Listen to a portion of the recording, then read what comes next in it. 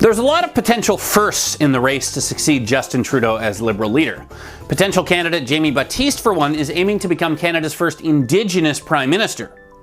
But Mark Carney, if he won, would become the first Liberal leader who has never won an actual election anywhere, ever.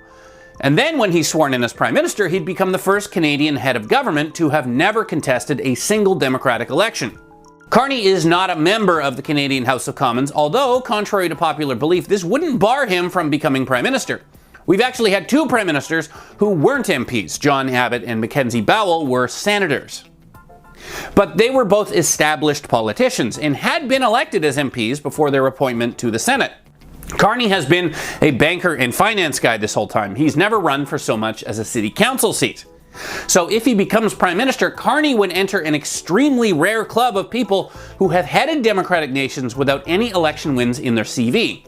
Even in the UK, where they've had all kinds of hereditary peers serve as Prime Minister, you basically have to go back to the 18th century until you find one that hasn't won at least some kind of an election.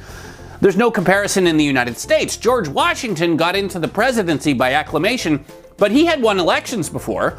He'd previously been elected to the Virginia House of Burgesses. Even Michael Ignatieff, the archetypal cosmopolitan intellectual who flew back to Canada in a bid to fast-track his way into the Prime Minister's office, added a few more steps than Carney is attempting.